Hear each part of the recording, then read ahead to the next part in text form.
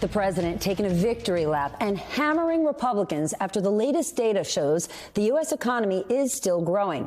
Today, the Commerce Department said the economy grew at an annual rate of 2.9% in the last quarter of 2022. That is despite the Fed's continued rate hikes and concerns about a possible recession. President Biden wasting no time taking credit for the bright spots in the economy and going after economic plans that have been floated by House Republicans. Jobs are the highest in American number and the highest in American history. And wages are up.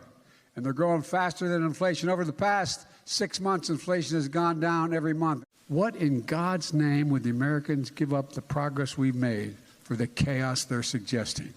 They want to impose a 30% national sales tax on everything from food, clothing, school supplies, housing, cars. They want to cut your Social Security and Medicare.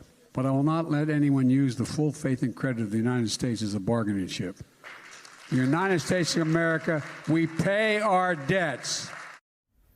As the New York Times points out, that speech was a potential preview of Biden's themes for a possible 2024 re-election campaign.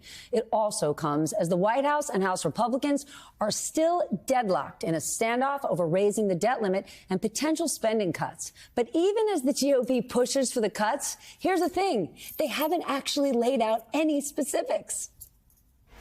House Republicans are saying is we should be taking a look at our spending priorities on Capitol Hill, because when you run out of room to borrow funds, the first thing you do is you look at your spending habits. You don't say, give me more money to borrow. We're ready to sit down and have that discussion and be responsible, be sensible, and be reasonable to get this thing done with important, necessary spending reforms that'll put this country on a better track. We are going back to fiscal year 22 spending levels, but think about this, Maria. That's what we were spending just over 3 weeks ago. We have to get our house in order, have President Biden come to the table.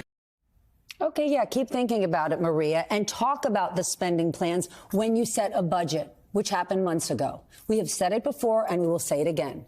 Raising the debt limit is not about future spending. It is simply about paying for what you've already agreed to.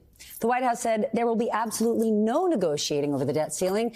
But here's the scary thing. Treasury Secretary Janet Yellen has told Congress repeatedly that it has until early June to avoid default.